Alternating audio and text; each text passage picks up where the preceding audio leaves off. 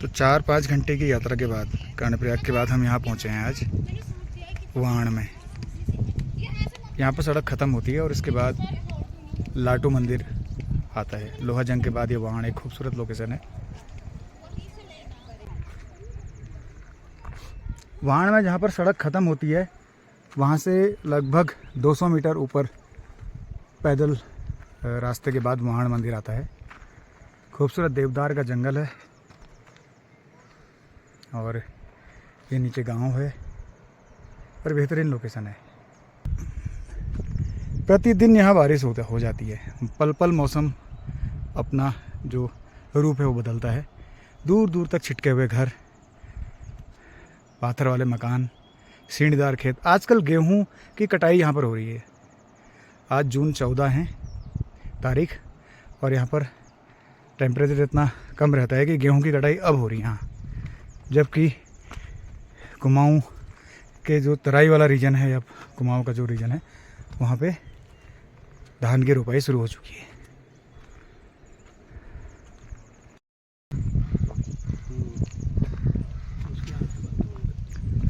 ये है लाटू देवता का मुख्य प्रवेश द्वार।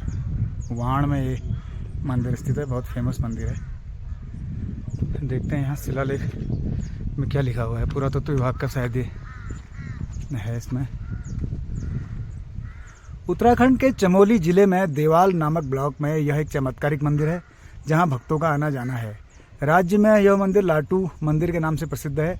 इस मंदिर में लाटू देवता का पूजन होता है। स्त्री हो या पुरुष सभी का मंदिर में प्रवेश उर्जित है।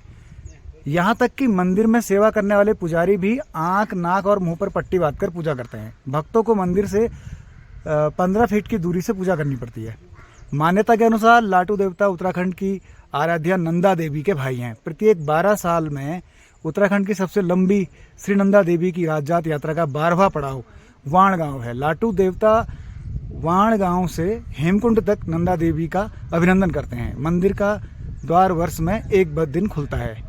वैशाख मास की पूर्णिमा के दिन पुजारी इस मंदिर के कपाट अपने नाक मुंह पर पट्टी बांधकर खोलते हैं। भक्त देवता के दर्शन दूर से ही करते हैं। जब मंदिर के कपाट खुलते हैं तब विष्णु का सहस्त्र नाम और भगवती चंडी का पाठ का आयोजन होता है और मेला भी लगता है। तो ये जानकारी है।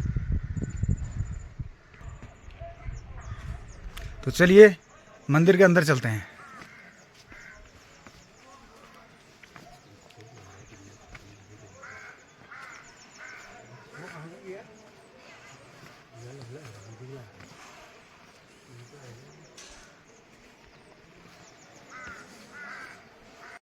इस वक्त हम पहुंचे हैं वाण के लाटू देवता मंदिर में। 3 दिन की उत्तराखंड भर की यात्रा हमने की है। इन 3 दिनों में सल्ट, डोटियाल, मानिला होते हुए हम पहुंचे भराड़ी से। हमने विधानसभा भवन जो नया बना है उसका जायजा लिया और कल हम थे कर्णप्रयाग में, गोचर में हमने स्टे किया और फिर आज लगभग वहाँ से 70 किलोमीटर की यात्रा करने के बाद हम यहाँ पहुँचे हैं। ये एक कठिन ट्रैक माना जाता है। लाटू देवता से ही शुरू होता है रूपकुंड और वेदनी बुग्याल का ट्रैक। और ये जो वेदनी बुग्याल है ये एशिया का बड़ा बुग्याल माना जाता है। दूसरा बुग्याल कौन सा बताया था उन्होंने? आली बुग्याल। आली और वेदनी बुग्याल एशिया के 2 सबसे बड़े बुग्याल माने जाते हैं और ये एक कठिनतम ट्रैक भी है। वाण के बाद सड़क खत्म हो जाती है। ये गांव एक बहुत ही सुंदर पारंपरिक गांव है। यहाँ पर स्लेट के, पत्थर के बने हुए घर हैं और अभी जब हम देख रहे थे, गांव से गुजर रहे थे, तो गेहूं की फसल की कटाई यहाँ अब हो रही है। तो यहाँ का आलू बहुत फेमस है, यहाँ का गेहूं बहुत फेमस है। साथ में कुछ जो जीवन शैली है, जो परंपरा है, वो बहुत ही अच्छी है। एक बहुत महत्वपूर्ण बात पंडित जी ने, यहाँ के मंदिर के जो पुजारी, उन्होंने बताया कि साल में एक बार वैशाख की जो पूर्णिमा होती है तब यहाँ का दरवाज़ा खुलता है, मुख्य गेट जो मंदिर का है। और पुजारी जो होते हैं वो आँख में पट्टी बांध के लाटू देवता की पूजा करते हैं और भक्तों को 15 फीट की दूरी से दर्शन कराया जाता है इस मुख्य गेट के बाद। तो ये कुछ खास बातें हैं, कुछ ऐसी चीज़ें हैं जो उत्तराखंड के दूसरे शक्तिपीठों में नहीं आपको मिलेंगी। तो देखते रहिए स्वर स्वतंत्र और इस यात्रा का आनंद लीजिए हमारे साथ। अभी कुछ और जगह हम जाएंगे, आपको नई नई जानकारियों से अवगत जरूर कराएंगे। धन्यवाद जी। परंपरा से हमारे लाटू देवता का मंदिर है जी जी। और हम विशेषता ऋषि को जानते हैं। अच्छा। तो ये लाटू देवता केवल पहले कनौज के, कनौज का ब्राह्मण। तो ऐसी यात्रा जा रहा होगा तो यहाँ डेरा किया एक दिन।